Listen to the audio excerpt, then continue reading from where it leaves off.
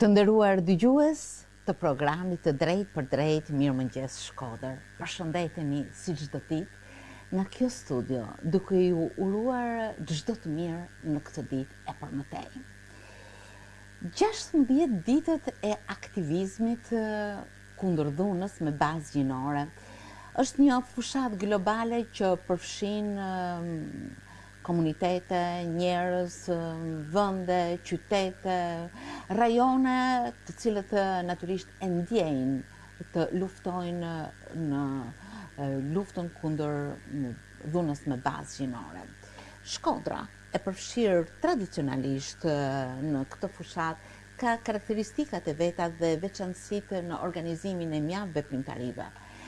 Bashkia e Shkodrës qëndron gjithmonë aktive në organizimin e të tilla aktiviteteve, por në bashkëpunim me organizatat jo qeveritare, ajo sinkronizon veprimtaritë e saj në këtë luftë.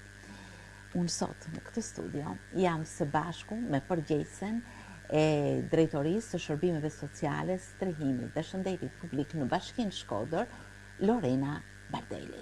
Mirëmëngjes Loren, mirë se erdhe. Mirëmëngjes, mirë se u gjeta, kënaqësi si gjithmonë. Në fakt, duke folur për një fushat të tillë sensibilizuese, e cila ka apelin e vet, ka sensibilizimin, ka mesazhet e veta, nuk ka se si të mos hysh në këtë atmosferë aktivitetesh, por edhe problematikash që shtron pikërisht kjo fushat. Nga se karakterizohet si vjet fushata e 16 ditëve të aktivizmit kundër dhunës me bazë gjinore? Atëherë, në fakt, fushata e 16 ditëve të aktivizmit kundër dhunës me bazë gjinore, ashtu siç ju e hapët edhe emisionin, është kthyer tashmë një traditë për Bashkinë e Shkodrës, institucionet e tjera të cilat kanë një rol në luftimin e këtij fenomeni dhe organizatat e shoqërisë civile të cilat operojnë me këtë target group. Tashmë për vitesh ne gjithmonë në kuadër të këtyre 16 ditëve organizojmë një kalendar aktivitetesh, si vjet për shkak edhe të situatës të jashtëzakonshme në cilën po jetojmë, për shkak të përhapjes së pandemisë COVID-19, në fakt të gjitha aktivitetet dhe i gjithë kalendari aktivitetet do organizohen në masa kujdesit të shtuar, gjë që ja vlen të theksohet dhe në respektim të gjitha masave me qëllim ndalimin e përhapjes së COVID-19, ashtu dhe protokolleve përkatëse të dala nga Ministria e Shëndetësisë dhe Mbrojtjes Sociale. Kalendari i aktiviteteve në fakt nuk është gjë tjetër veçse një kulmim i gjithë veprimtarisë që ne realizojmë gjatë gjithë vitit, i gjithë punës që ne bëjmë. Këto 16 ditë karakterizohen nga disa aktivitete të cilat kanë në fokus ndërgjegjësimin dhe rritjen e informimit që secili prej nesh duhet të ketë për fenomenin e dhunës me bazë gjinore. Qëllimi kryesor, si vjet në nivel global, slogani i fushatës është dëgjo, beso dhe mbështet. Pikërisht edhe për shkak të situatës së pandemisë COVID-19. COVID-19 solli ndryshime të mëdha jo vetëm në jetën tonë të përditshme, por edhe në fenomene të ndryshme të cilat ne jetojmë. Në lidhje me dhunën me bazë gjinore, ajo që statistika thonë është që Covidi arriti që dyfishoi deri diku situatën e dhunës dhe statistikat. Nëse flasim për Bashkinë e Shkodrës, në fakt, dhe nëse ndalemi tipikisht tek dhuna gjatë periudhës së mbylljes, mars-qershor 2020, ne patëm një dyfishim në krahasim me një vit më parë të rasteve të cilat kishin marrë urdhër mbrojtje me një vendim gjyqësor në gjykatën e rrethit gjyqësor Shkodër. Për të ndalë tek aktiviteti. Aktivitetet janë të shtrira në të gjithë rrjetin e qendrave tona komunitare, në shkollat e Bashkisë Shkodër, por edhe aktivitetet e tjera të cilat do të jenë në sheshe, gjithmonë në respektim të masave anti-Covid. Do të jenë disa sesione informuese në lidhje me dhunën seksuale si një ndër problematika ose një ndër format kryesore të dhunës e cila po gjen një përhapje gjithnjë më të madhe dhe po rriten statistikat e saj. Do të ketë sesione informuese në lidhje me dhunën kibernetike dhe të rinjt, si një formë kjo tashmë shumë e përhapur. Do të flasim për internetin e sigurt, se si mund të mbrohemi nga faqet e ndryshme, se si duhet kujdesemi dhe të përcjellim informacionin e duhur tek të rinj, se si të kenë kujdes ndaj kësaj qasje. Për të vazhduar më pas me një panajër social i cili do zhvillohet në sheshin Parabashkisë Shkodër dhe do të ketë për synim shpërndarjen e informacioneve, e broshurave informuese, e materialeve promocionale në lidhje gjithmonë me dhunën me bazë gjinore, por edhe shërbimet e tjera që jo vetëm Bashkia e Shkodrës, por edhe institucionet e tjera dhe organizatat e shoqërisë civile ofrojnë në lidhje me këtë target group.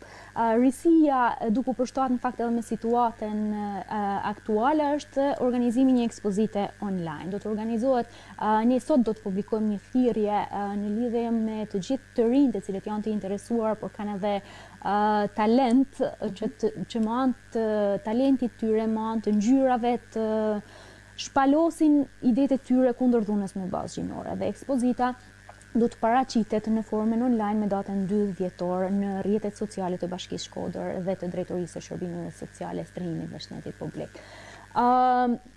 Do të ketë në bashkëpunim me organizatat e shoqërisë civile me zyren për djem dhe burra, Guys Talk, një format i cili po përdoret në gjitha shtetet e botës ku djemt mblidhen dhe diskutojnë për fenomenin, që edhe kjo është një risi realisht dhe ne po përgatitemi që ta organizojmë në ambientet e qendrës tonë rinore Atelier. Një risi tjetër e cila vjen këtë vit është që përmes artit, përmes një muraleje, ne do të paraqesim, do të jetë artja që do të flasë kundër dhunës me bazë gjinore. Këto janë Ku do të organizoni këtë murale? Në fakt, kishim dilema për vendin, ishim gjithmonë në një hapësirë publike padyshim, por duke pasur në fokus, duke menduar gjithmonë target grupin atje ku ne duam të arrijmë, vendosëm që do të jetë qendra rinore Atelier, do të jetë muri i jashtëm i qendrës rinore Atelier, i cili do të mirëpres muralen që ne kemi planifikuar të realizojmë në mënyrë që të rinjtë të cilët e frekuentojnë, por edhe kalimtarët e thjesht të marrin një mesazh edhe përmes artit. Çfarë mendohet të paraqesë kjo murale? Sepse është një komunikim mjaft publik, apo? Është një komunikim masiv publik që arrin në një valë të gjerë tek komuniteti, veçanërisht tek të rinjtë, sepse edhe thjesht për një trend, thjesht për edhe një foto ndoshta do të afrohen, por kur të afrohen normalisht që do ta marrin edhe mesazhin e duhur. Unë preferoj ta la surprizë në fakt. Ashtu e lëm. Është gjë e bukur sepse hap pas hapi të gjithë këto veprimtari që ju keni menduar, mendoj të ngjall interes pavarësisht kushteve në të cilat ato zhvillohen si vjetë në kushtet e pandemisë COVID-19. Loren, çfarë bashkëpunëtorësh keni menduar që të aktivizoni, natyrisht organizatat jo qeveritare që veprojnë, por me sa shoh aktivizoni jo vetëm në këto ditë, por edhe përgjatë gjithë kohës të rinj. Unë kam parasysh edhe në qendrën Atelier janë organizuar gjithmonë përgjatë vitit veprimtari me të rinjt edhe me këtë temë, është realizuar një dramë, pra veprimtarit nuk kanë rreshtur. Gjithsesi dua nëse është e mundur të përmbledhësh ato që ju keni aktivizuar dhe bashkëpunimit me OJF-t. Atëherë, lufta kundër dhunës me bazë gjinore, në fakt, unë e thash edhe në fillim, është një luftë që është një punë që bëhet gjatë gjithë vitit, dhe është një punë që nuk i takon vetëm një institucionit caktuar, është një punë e cila organizohet në grup. Në rang bashkie funksionon mekanizmi koordinuar i referimit rasteve të dhunës në familje. Pjesë përbërëse të cilit janë të gjitha institucionet të cilat operojnë në Bashkinë e Shkodrës dhe organizatat e shoqërisë civile që kanë në fokus target grupin gratë të dhunuara ose personat të cilat janë të prekur nga dhuna. Edhe në këtë rast, edhe 16 ditëve të aktivizmit, bashkëpunimi vazhdon me gjithë institucionet të cilat dëshirojnë që t'i bashkangjiten fushatës sonë, ndërsa në qoftë se flasin për organizatat e shoqërisë civile, janë ato të cilat janë të përhershme, siç janë Gruajat e Gruaja, Papa Giovanni, Hapat e Lehtë, të cilat kanë edhe në fokus punës të tyre të përditshme ofrimin e shërbimeve specifike për viktimat e dhunës në familje. Qendra rinore Atelier është pjesë e Bashkisë Shkodrës dhe normalisht është një qendër e cilës ne i mësojmë fort për realizimin e aktiviteteve kryesisht me fokus të rinjtë. Drama të cilën para një muaji u realizua në sheshin para Bashkisë Shkodër më dëgjoi dhe mua, në fakt ishte një dramë që ishte planifikuar të organizohet këtyre 16 ditëve. Për shkak të masave kufizuese të numrit personave të cilët marrin pjesë në aktivitete, ne në momentin e fundit u desh që të ndryshonim kalendarin e aktivitetit, do ta lëm për një periudhë tjetër nëse situata gjithmonë do të përmirësohet. Më herët ju thatë që pikrisht kjo periudhë ka tregues as pak pozitiv, dyfishime të rasteve të dhunës, ndërkohë që koncepti dhunë është dhunë me bazë gjinore, është një koncept që duhet kuptuar dhe mirë kuptuar, sepse të flasësh për dhunë do të dish se çfarë është dhunë, qoftë nga ana verbale, fizike dhe të gjitha format e saj. Të dish që dhunuesi nuk njeh as mosh, as stres sociale, as vend banim. Ai mund të jetë i veshur me kollaro, mund të jetë një njeri që mund ta shohim një njeri i zakonshëm, por që gjithsesi to tregues janë pavarësisht punës që bëhet vazhdimisht, treguesit vërtet janë një shqetësim i vërtet apo jo? Padyshim, në fund të fundit treguesit janë ato të cilët flasin për dukurinë dhe na tregojnë se sa përhapur ose sa problematike është një fenomen i caktuar, jo vetëm në lidhje me dhunën, por me çdo lloj dukurie me cilën ne punojmë ose merremi në përditshmërinë tonë. Unë e thash, pandemia Covid jo vetëm vendin tonë absolutisht, por në gjithë botën kanë ndikuar që shifrat e dhunës në familje të rriten. Për shumë arsye, duke filluar qysh tek Covidi na gjeti tek e panjohura, Covidi na gjeti pa përgatitur secilin prej nesh. Krijoi një stres emocional, psikologjik, një situatë të re me cilën ne nuk ishim të mësuar. Nga ana tjetër krijoi vështirësi të shumta ekonomike, shumë njerëz ngelen pa punë, shumë njerëz për shkak të kufizimeve në lëvizje ngelen në shtëpi. Kjo bëni që dhe ato problematika ndoshta të fshehura ose të mos dalen pa, të zbulohen dhe të zmallohen. Gjitha këto, por edhe veset, përdorimi i alkoolit, i gjatë kohës së qëndrimit në shtëpi ose i lëndëve narkotike kështu me radhë, bën që të shpërthente në thojza dukuria dhe fenomeni të rritej. Gjatë muajit mars qershor, vendime gjyqësore të dala nga gjykata rrethi gjyqësor Shkodër në krahasim me një vit më parë, me 2019 u dyfishuan. Në vazhdimsi situata erdhi duke u normalizuar dhe aktualisht kemi shifra pak a shumë të njëjta me një vit më përpara, por aty pam se sa ndikon një gjë e papritur, sa ndikon një situatë e panjohur për ne. Aty tregohet që dhuna është aty. Padyshim. Herë e kamufluar dhe herë e zbuluar, ajo është aty. Çfarë ndihme ju është dhënë këtyre? Ndihma që jepet në fakt është gjithmonë specifike për rastin specifik. Çdo rast dhune në familje është rast unik në vetvete sepse paraqet problematika dhe karakteristika të ndryshme nga një rast tjetër. Por unë do të ndalem te një protokoll i saktë, i cili është i miratuar nga Ministria e Shëndetësisë dhe Mbrojtjes Sociale, i cili i udhëzon institucionet se çfarë duhet të bëjnë për të ofruar shërbimet specifike. Në fakt, në rastin kur paraqitet një rast i dhunës në familje, gjëja e parë që bëhet nga specialistët përkatës është një vlerësim fillestar i rastit, në të cilin merren detajet fillestare të situatës së dhunës, çfarë ka ndodhur e kështu me radhë. Më pas bëhet një vlerësim i detajuar ku merren informacione edhe nga komuniteti, nga institucionet e tjera, për me kriju një tablo të plotë të problematikës.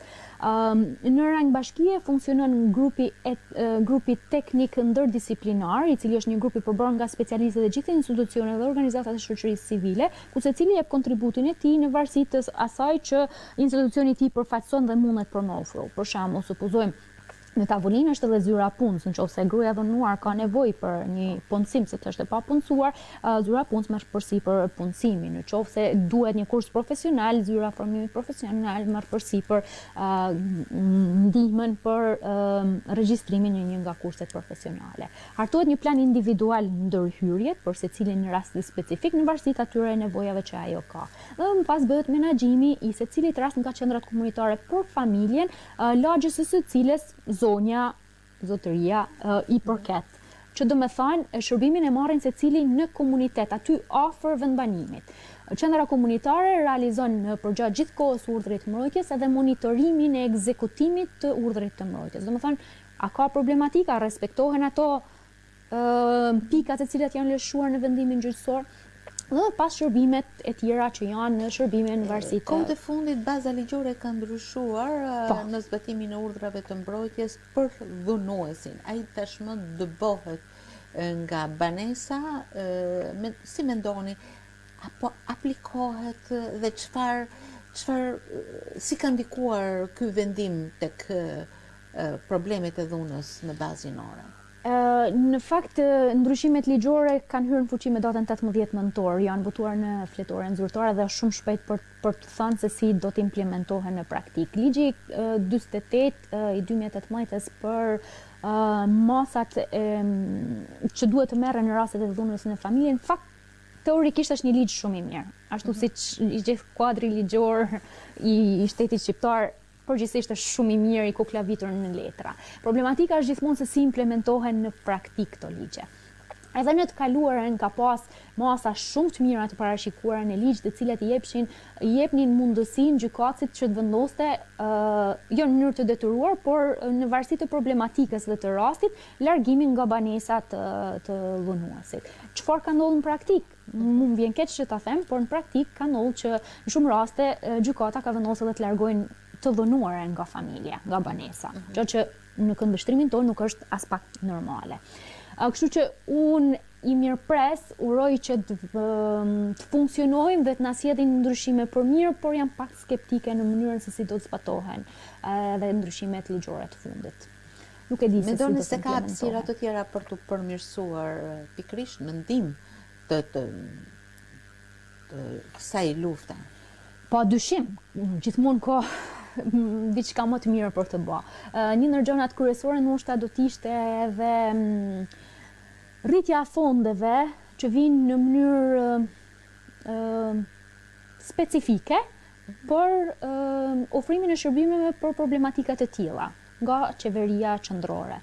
Ne aktualisht të gjitha shërbimet që i ofrojmë me buxhetin e Bashkisë Shkodër, i cili gjithmonë është një buxhet i limituar, dhe në bashkëpunim me organizatat e shoqërisë civile. Sikur të kishim një fond i cili vjen në mënyrë një transfer specifike për ofrimin e shërbimeve për shërbimet sociale në tërësi, jo vetëm për rastet e dhunës në familje, do të ishte shumë mirë, sepse do të kishim mundësi që në çdo rasti t'i gjendeshim afër me të gjitha nevojat që ato do të kishin.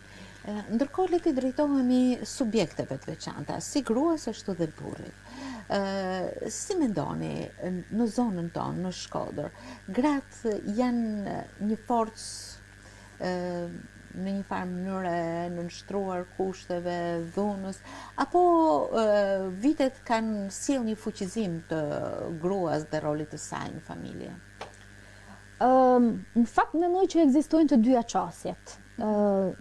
Nga një anë, ne në punën e përditshme shohim gra që po fuqizohen, po bëjnë hapa të ngadalt, por të sigurt për me u fuqizu dhe për me arrit me dal vetë. Që në fakt ky është edhe qëllimi kryesor i ofrimit të shërbimeve sociale. Shërbime sociale me bazë komunitare me qëllim që ne ta fuqizojmë gruan, t'i ofrojmë asaj mundësinë që dalë nga situata vulnerabile në të cilën ndodhen dhe në të ardhmen të ketë mundësinë që ajo t'ja arrijë çdo gjëje me forcat e veta.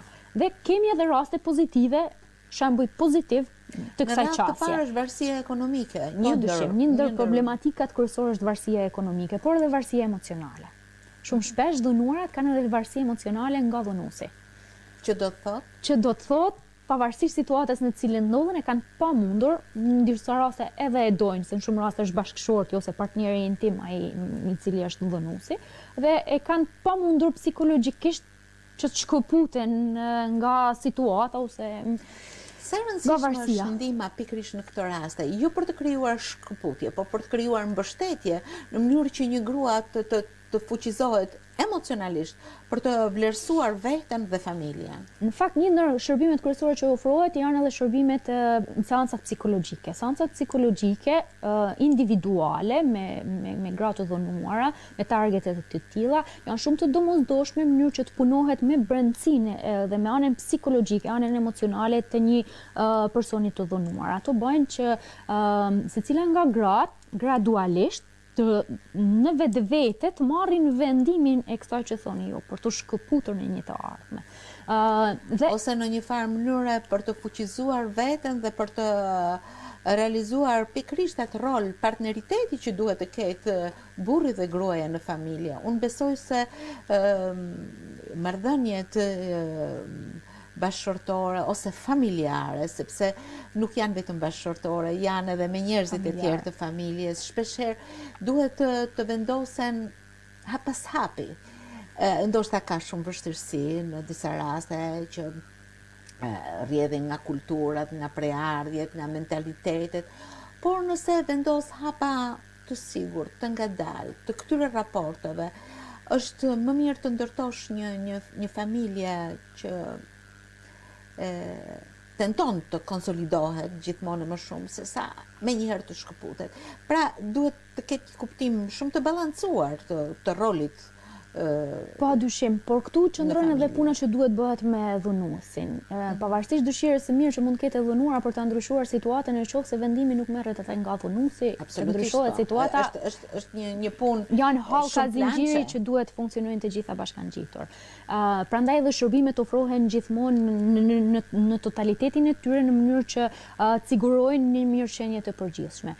Një punë e rëndësishme duhet bëhet edhe me dhunuesin. Ligji i ri përcakton ndryshe nga ndryshimet ligjore të reja, ndryshe nga më përpara, përcaktojnë që tashmë me detyrim çdo dhunues duhet të ndjekë programe rehabilituese. Dhe në rast se ato kanë edhe probleme të shëndetit mendor, atëherë duhet të ndjekin edhe programe rehabilituese në institucione shëndetësore përkatëse. Kjo struktura të veçanta pikërisht për këtë. Po, për fat mirë, Shkodra është një ndër qytetet që ka strukturat e tilla. Në Shkodër, si motra e gruas te gruaja, zyra për djem dhe burra, është zyra e cila ofron programe rehabilitimi për djemt dhe burrat dhunues. Deri tani është lënë gjithmonë në dorën e gjykatësit që të vendosë në qoftë se i dhunuesi duhet ta ndjekë një program të tillë, tashmë me ndryshimet ligjore është e detyrueshme dhe secili duhet të ndjekë këto programe.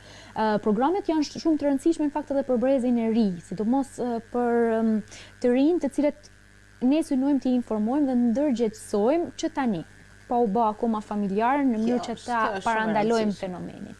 Kjo është shumë e rëndësishme.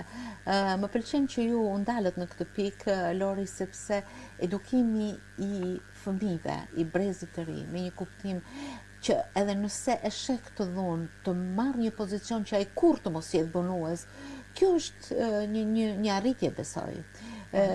Pikrisht me programe dhe siç pash edhe në programin e këtyre ditëve, ju keni aktivizuar shumë të rinj dhe një pikë shumë e veçantë që unë dallova është dhuna nëpërmjet internetit, dhuna nëpërmjet rrjeteve të ndryshme, gjë që ndikon shumë në formimin e një opinioni, jo vetëm tek të rinjt. Kjo është diçka e veçantë që ju keni menduar. Padyshim, sepse realisht dhuna kibernetike vitet e fundit është një ndër format kryesore, sidomos tek fëmijët dhe të miturit dhe të rinjt, e cila është e përhapur në masë. Ne duhet dhe kemi për qëllim që fenomenin ta parandalojmë. Më pas është qëllimi tjetër që të minimizojmë pasojat e asaj që ka ndodhur. Por ajo që është e rëndësishme dhe që ne gjithmonë tentojmë është të edukojmë brezin e ri. Prandaj dhe aktivitetet gjithmonë janë të përqendruara në shkolla, janë të përqendruara në qendra komunitare, kryesisht me brezin e ri, me gjimnazistët, por edhe me shkollat nënvjeçare.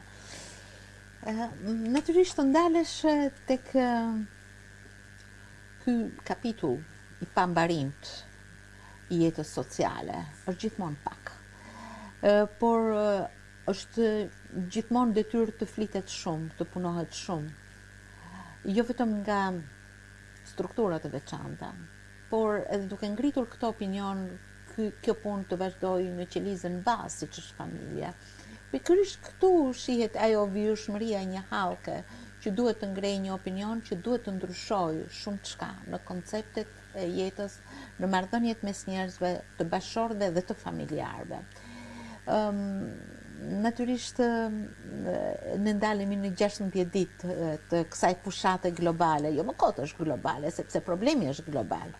Por, siç e tham edhe më herët, është një punë që vazhdon përgjatë gjithkohës dhe një ndjeshmëri që njerëzit duhet ta kenë vazhdimisht. Është një punë e jashtëzakonshme, apo jo?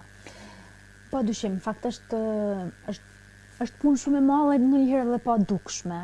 Për njerëzit që janë jashtë mund edhe të mos kuptohet, por ne që jemi brenda e kuptojmë se sa bëhet dhe sa duhet të bëhet, sepse ka dhe shumë gjëra të cilat duhet të përmirësohen pa dyshim. Në që shërbimi të ofrohet sa më i plot jetë i mundshëm, të vijë si një paket ku publiku të marrë më të mirën e mundshme. Fenomeni është global, se flasim me statistika në nivel global, 1 në 2 gra ka përjetuar dhunë së paku një herë gjatë jetës së saj. Kjo është shifër shumë e madhe. Format e dhunës pastaj janë nga më të ndryshmet dhe secila prej nesh një periudhë caktuar të jetës ose e ka kaluar ose mund të përballet me një ndër format e dhunës.